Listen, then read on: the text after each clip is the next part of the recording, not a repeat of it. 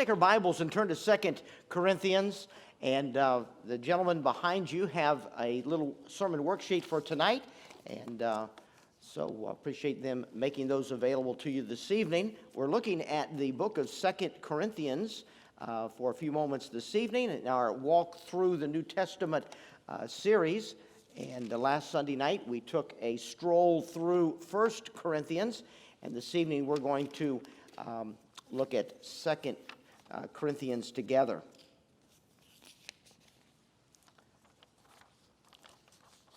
Whenever we deal with the New Testament epistles that were written by the Apostle Paul, we are looking at letters that are all about the missionary journeys that was the first wave of fulfilling the Great Commission that Jesus Christ gave to his disciples there in the beginning of the book of Acts, at the end of the Gospels as well, and also in the book of Acts.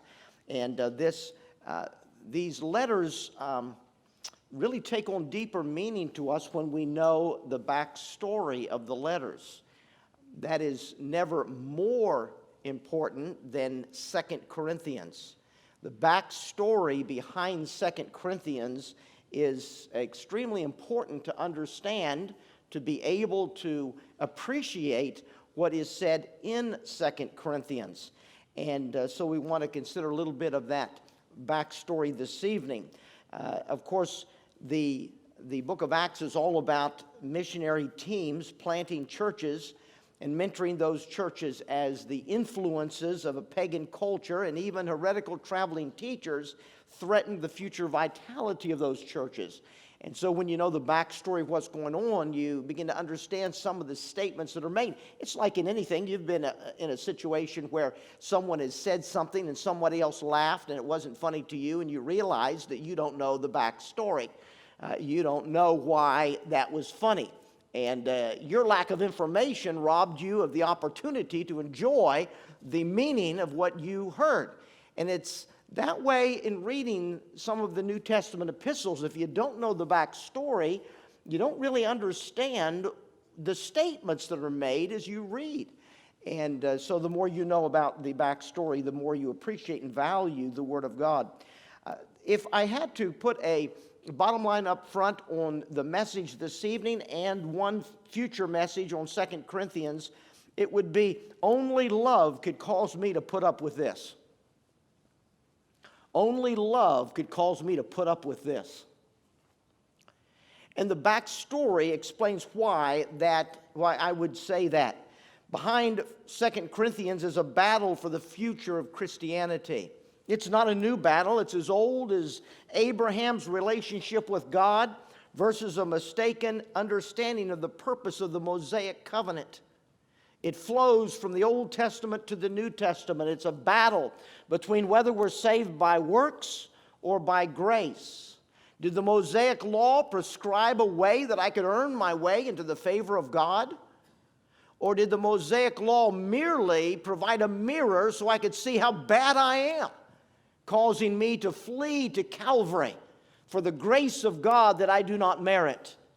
It's the battle of whether salvation is by grace or by works, or some combination or mixture of the two, like the Mormons have explained to me, that they believe that we're saved by the works of our life, and when we can't quite be good enough, the grace of God will push us over the line.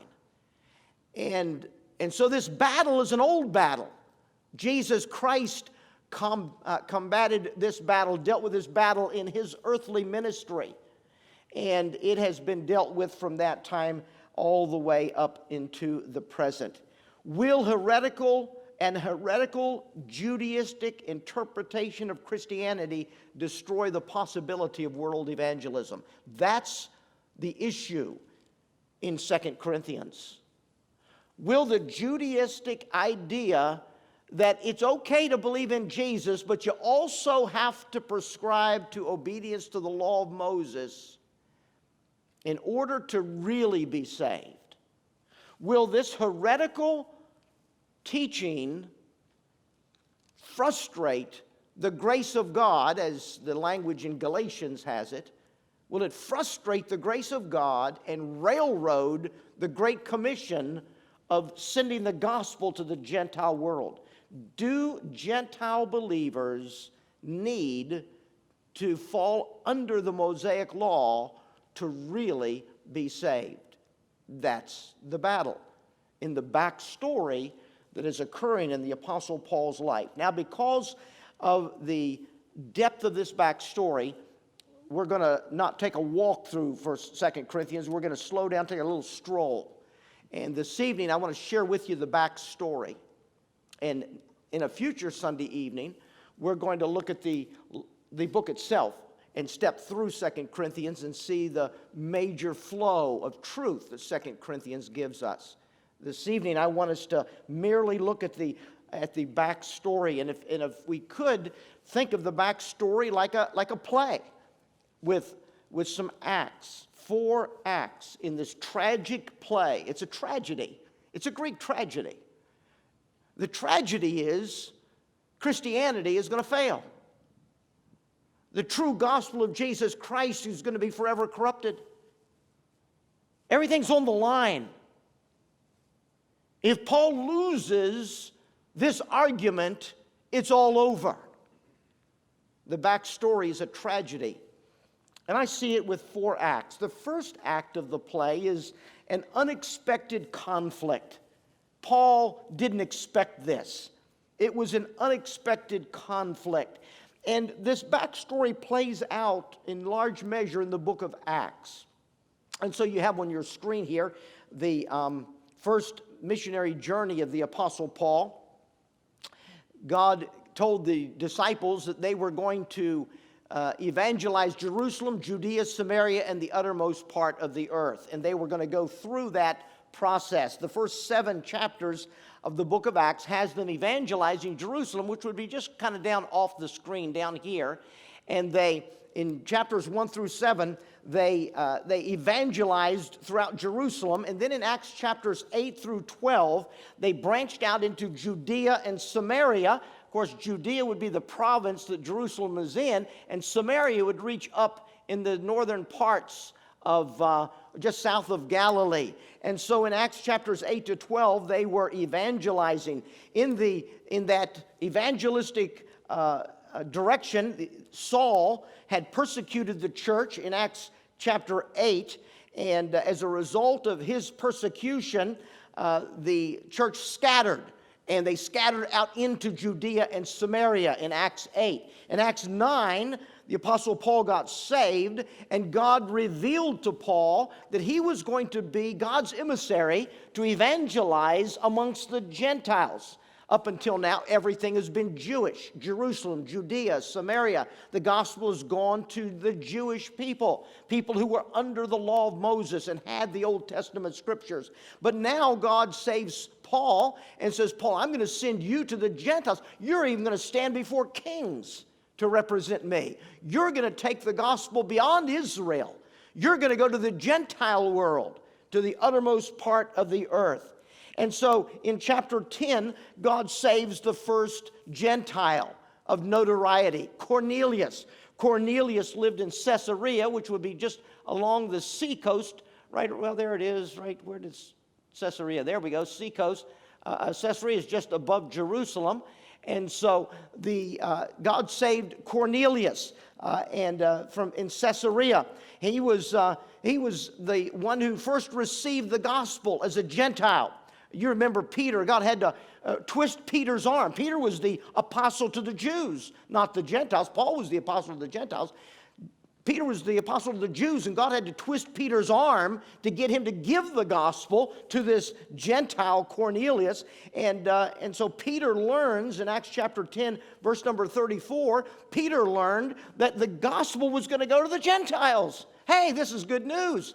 The gospel is going to go to the regions beyond. In chapter 11, the Jewish church leaders questioned Peter. We've heard that you took the gospel to some Gentiles. We heard that the Spirit of God came on the... What is this? You went into their home? You ate a meal with these uncircumcised Gentiles? What are you thinking, Peter? And they called him into question as to his giving the gospel. And Peter shared the story.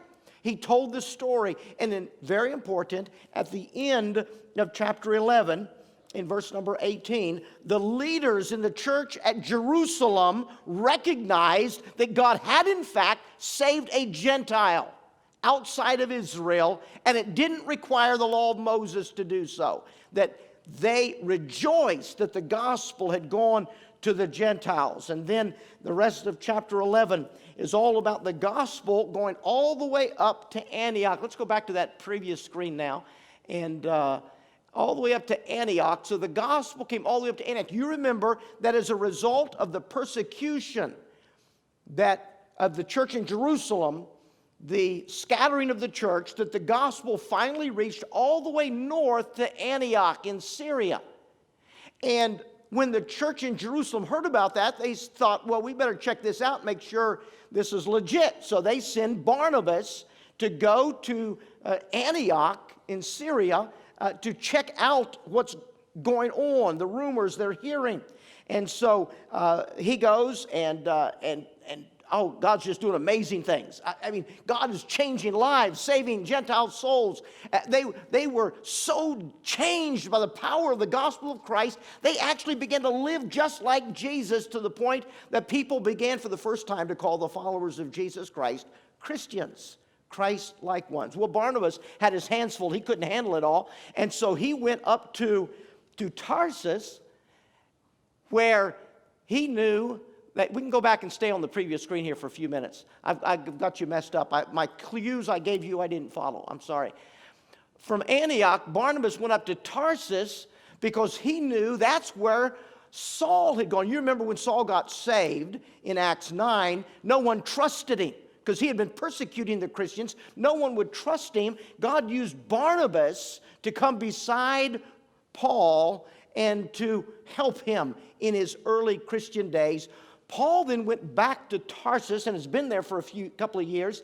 And so Barnabas knows Saul is up in Tarsus. So Barnabas leaves Antioch, goes up to Tarsus, gets Paul, says, I need an assistant pastor. Would you come with me to Antioch and serve with me? We've got a lot of work to do. And so at the end of chapter 11, Barnabas and Paul are both, still named Saul, but they're both in Antioch, and the gospel is being spread. The foothold has been started. The church at Antioch became the seedbed for the missionary journeys to the uttermost part of the earth. Jerusalem, Judea, Samaria, that's all Jewish evangelism. But Antioch became the hub of Gentile world evangelism. And so we have the Acts chapter 13 through 28 recording the gospel to the uttermost part of the earth. Now that started with this first missionary journey. The first missionary journey, Paul and Barnabas, the two pastors of the church, God said to the church, time for them to move on. You all make do and without your pastors. And God sent them out on a missionary journey. They went across the island of Cyprus. They went up into Asia Minor. We call it today Turkey. They started churches. They went to Pergia, this is the Pisidian Antioch. This is the Syrian Antioch. There are two Antiochs in your Bible. So they went into the Pisidian Antioch, Iconium, Lystra, Derbe. They planted churches. They went back, and they came back home to their home church. So their first missionary journey, they come home from their first missionary journey, and they are excited. You should see what God is doing in the Gentile world. Let me tell you about the stories of souls getting saved. Hey, I want to tell you about the story of how God started that church in Antioch, in the Pisidian Antioch. I'm going to tell you all about Iconium. Oh, it was crazy. And the excitement. Paul and Barnabas came back from the missionary journey. They were excited about the amazing work that God had done in the outreach to the Gentiles, the first wave of evangelizing the uttermost part of the earth. But something Paul didn't see coming. It was an unexpected conflict. There were Jewish Christians there in the Syrian Antioch church, as well as Gentile Christians. In fact, it may have been made up mostly of Jewish Christians. They were called Grecians. They were Greek-speaking Jewish people. And all of a sudden, this conflict came up. You read about it in Acts chapter 15. It's a conflict about how to get saved. In Acts 15, 1-3, talks about the grace of God and the law of Moses. Can you really be saved as a Gentile if you don't get circumcised? If you're male and you don't get circumcised, can you really be saved? Acts chapter 15, verse 1. This is Paul. He just got back from this first missionary journey to the Gentiles, and an unexpected conflict. Acts 15:1, certain men which came down from Judea. So down, you look on your map and you think, well, Judea and Jerusalem's down here. How do they come down? Well, let's go back and stay over there. Oh, wait, you're wanting to show me Jerusalem. Yeah, from Jerusalem to Antioch, that's not up. That's down. Because you got to think of topography. Jerusalem's up on a mountain. They went north and came down to Antioch in elevation to the northern city of Antioch. And so these people that is being talked about in Acts 15:1 are Jewish Christians from Jerusalem. And they come and they say, except ye be circumcised after the manner of Moses, ye cannot be saved. Paul, we've heard your stories, but did you circumcise them?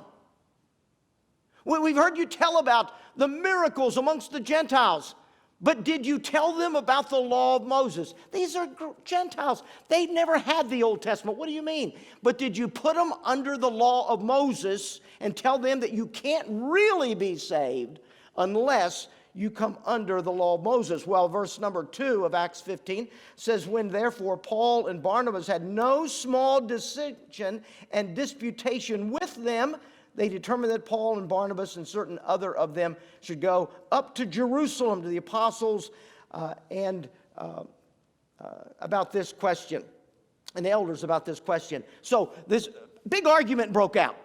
Paul's blown away. I mean, you're not excited that they got saved and churches were started? No, we want to know if you circumcised them, because they're not really saved if you don't circumcise them.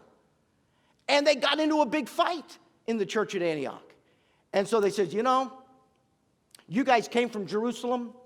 I think we need to send Paul and Barnabas down to the elders at the church in Jerusalem and have a conversation on the doctrine of salvation. How does a person really get saved? And so in chapter 15, verses 4 and 5, they have the council meeting in the Jerusalem church. They laid out the issue. Chapter 7, Peter spoke. He was the apostle to the Jews. Remember, the apostle that was to reach out to the Jewish people. He spoke. Then Barnabas and Paul spoke in verse 12. Paul was the apostle that was sent to the Gentile people. And then James, the lead pastor, spoke in verse number 13 and gave a final conclusion. And then when you come down to verse number 19, wherefore my sentence is, this is James, which seems to be the lead pastor in the Jerusalem church. James said, my sentence is that we trouble not them which are among the Gentiles are turned to God. That's his final conclusion. They don't have to come under the law of Moses. If they put their faith and trust in Jesus Christ and he saved them, they're saved, period. That's my final decision. But remind those Gentile Christians, verse number 20, but that we write unto them that they abstain from pollutions of idols and from fornication and from things strangled and from blood, for Moses of old time hath in every city them that preach him, being read in the synagogues every Sabbath day. I need to get my other glasses. I'm having a hard time reading with those distance glasses. Sorry about that. And so they said the final decision is they don't have to be under the law of Moses to get saved, but remind them in every city where you're out planting churches, there are some Jewish people there. And just for the sake of unity and for the sake of not being a problem, there's some things you probably ought not to practice as a Jew, as a Gentile convert. But it's nothing to do with salvation. It's more to do with just don't live foolishly and don't become a problem amongst these Gentile churches.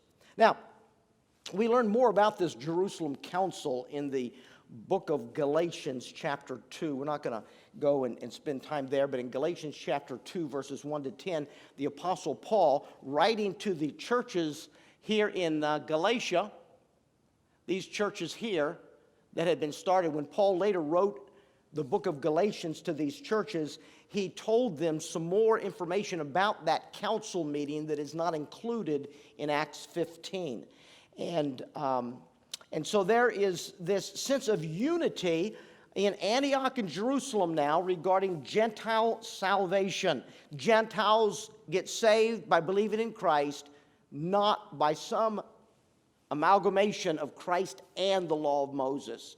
They're saved by their faith in Christ. And unity prevailed amongst the churches in Jerusalem and Antioch. The law fulfilled its purpose. What's the purpose of the law? Paul will later write to the church at Rome and lay out very explicitly what the purpose of the law. He also does it in the book of Galatians when he writes to the Galatian churches. The purpose of the law is a mirror to show me how bad I am. It's not a mechanism whereby I attain salvation from God. Paul said in Romans chapter 3, "Wherefore then serveth the law?" He said, "It was given to us that are transgressors, that we might see how guilty, we might become guilty before God."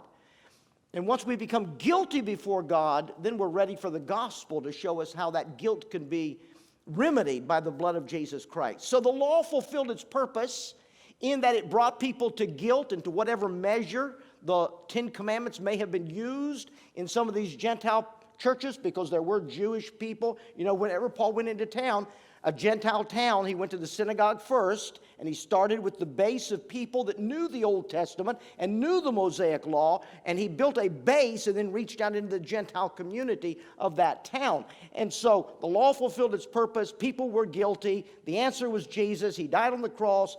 Trust in him. And so people saved, and a wonderful unity prevailed.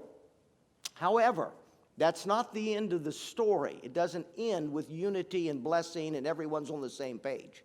Because in Galatians chapter 2, from verse 11 to 21, Paul tells the Galatian churches about something that happened after they went back home to Antioch. After they went back home to Antioch, problems began to resurface with the question of the relationship of Jewish believers to Gentile believers. And in Galatians chapter 2 and in verse number 11, Paul said, "But when Peter was come to Antioch," so sometime after the council meeting in Acts 15, Peter made a visit to Antioch. And when Peter went to Antioch, Paul said, "I withstood him to the face," because he was to be blamed. Here's Paul. Who's Paul? Peter walked with Jesus Christ for 3 years. Peter was an apostle for years before Paul ever heard about salvation. Paul's the upstart young guy. Peter's the mentor that knew Christ and walked with him. And here's Paul standing up to Peter and putting Peter in his place. What in the world happened? Well, he said in verse number 12, "For before that certain came from James," James from Jerusalem church, "before certain came from James," when Peter first came to Antioch, before some other people came later from Jerusalem, Peter did eat with the Gentiles. Oh, Peter would go over to their homes and sit down and have a meal. They couldn't do that as a Jew following the Mosaic law. But Peter came up to Antioch, and, there was unity. Everyone agreed, the Gentiles aren't under the Mosaic law, and he accepted them. I mean, he was the one that God used to present the gospel to Cornelius, the first Gentile that God saved. But all of a sudden then, some other people came up from Jerusalem. Peter ate with the Gentiles, but when they were come, he withdrew himself and separated himself, fearing them which were of the circumcision. So Peter is faced with some other Jewish believers that came from Jerusalem, and he's afraid of his reputation. He's afraid of what they'll say. He's intimidated by their presence. And so all of a sudden, he stopped, going to the homes of the Gentiles. Now, this is a great kettle of fish. Here we have established that there's unity amongst the Jewish believers and the Gentile believers, and the Gentiles are not responsible to obey the Mosaic law, and the Jewish believers can enjoy the fellowship with the Gentile believers. And Peter was in unity with all that until intimidation, until he cared about what other people would say about him. Then he broke off the fellowship. Now, this is going to be a problem. This is going to cause a church stir. Now, all of a sudden, the whole church is, well, why won't Peter come to my house? And so Paul said, I stood up to him in his face. I said, buddy, you are a hypocrite. And Paul contested Peter's hypocrisy. And if you read down through Galatians chapter 2, you see very emphatically stated, as in verse 16, knowing that a man is not justified by the works of the law, but by the faith of Jesus Christ. Even we have believed in Jesus Christ that we might be justified by faith of Christ and not by the works of the law, for by the works of the law shall no flesh be justified. In verse 21, I do not frustrate the grace of God, for if righteousness come by the law, Christ is dead in vain. If you could earn your way by the Mosaic law, Jesus was a fool to come and die on the cross. And so this issue it was supposedly solved in Acts 15 at the council in Jerusalem. But now it comes up again in between the two missionary journeys. And all of a sudden, at the outset of reaching the uttermost part of the earth, the Gentile world, Paul is faced with an unexpected conflict from his mentors. Barnabas, in Galatians chapter 2, and verse number 13 says, the other Jews dissembled likewise. So as soon as Peter wouldn't go into the homes of the Gentiles, the other Jewish believers in the church broke off fellowship from the Gentile believers in the church. And even Barnabas, the lead pastor that hired Paul, he also was carried away with their dissimulation. So here you've got Peter, this great apostle. You got Barnabas, the lead pastor who hired me, and all of a sudden they're all gone south doctrinally. And Paul stood up and said, you guys are making a mess of things, and withstood them to the face because of the troubles they were bringing into first generation Gentile Christianity. Do you see what's developing? Paul is the apostle to the Gentiles. He's starting churches in the Gentile world. And all of a sudden, there is developing an unexpected conflict whereby the future success of Gentile evangelism is all called into question. And Paul had to confront them to the face. There's some other acts to this play, but I think we'll just in now, because we've got the meetings after the service. Paul is going to go through a very deep time of darkness in his life. The second act of the play is an hour of darkness. It's an hour of darkness. Paul went through some excruciating, painful situations. Go ahead and give me the next map, please. He's going to go back out, and they're going to go out, and they're going to go back through the churches that they planted, the Gentile churches. Then he's going to wander. He tries to go places, and God just doesn't seem to let him go. And so he finally meanders over to Troas, and that's when he saw the man from Macedonia saying, come and help us. So he goes over, and he plants the church at Philippi and Thessalonica and Berea. He comes down to Athens, speaks on Mars Hill, goes over to Corinth, and starts the church at Corinth.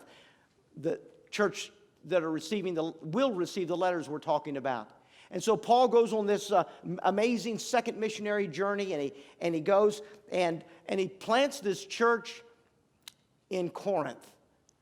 This is a major accomplishment. This is a profoundly important Gentile city right on the major east-west trade route. This is a huge step forward in the fulfilling of the Great Commission and the ability to be able to reach the Gentile world with the gospel of Jesus Christ. He says, I got to head back home and give a report. And so he leaves Corinth, he comes across, and he sees Ephesus. And he sees a second city that's of profound importance, that's on this east-west trade route that connected Asia across to Europe. And this is where all commerce flows. This is where information flows. This is the information highway. I planted a church in Corinth. Look at Ephesus. Wow. And he leaves and he goes back home, realizing this amazing opportunity. Next slide, please. And then later on, he goes on his third missionary journey. On his third missionary journey, he again leaves Antioch. He hits the churches here, but he's making a beeline to Ephesus. Because Ephesus, to fulfill the Great Commission, if we could get a thriving church in Ephesus and a thriving church in Corinth on this information highway east and west, this is huge in world evangelism. This is huge in getting the gospel to the Gentiles. And then he goes into an hour of darkness. It's an hour of brokenness that he describes in a variety of passages. He finds out that the churches in Galatia are all gone south doctrinally. That's why he wrote Galatians, a very hard letter. My wife's reading through books of the New Testament. She robs my library of a pretty significant commentary series, and whenever I'm looking for a particular commentary and I can't find it, I got to check with my wife to find out. She read through 1st and 2nd Corinthians through the Bible and with the help of a pretty significant commentary series, and she came out of 2nd Corinthians thinking, man alive. She says, well, maybe Galatians will be better. Galatians was worse. I encouraged her and told her that Ephesians will be really good. Paul is in an hour of darkness because the Galatian churches are all gone south. And you know what they're going south on? Heretical preachers from Jerusalem preaching, you Gentiles have got to keep the law of Moses to be saved. It is the modern day false gospel that you hear anywhere in Christianity that leaves you with the impression there's something you have to do to earn salvation. And Paul realizes the churches in Galatia are succumbing to the heretical teaching. Then he finds out the church in Corinth is succumbing to the heretical teaching. And then he gets run out of Ephesus by a mob. And he begins to describe his brokenheartedness. My life's been a failure. Everything I've done to start churches in the Gentile world, it's all on the line. Everything is falling apart. He said when he got out of Ephesus, he went up to Troas, and he said he didn't think he was going to live. He thought he was going to die. And then he began to describe with adjective after adjective, phrase after phrase in 2 Corinthians, describing how low he was emotionally, physically, a broken missionary facing total failure in every place that he had served as a missionary. And in this hour of darkness, well, we'll see where the tragedy goes from there.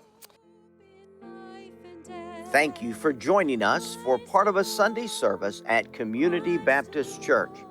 I hope to meet you soon. May God impress His love upon your heart this week.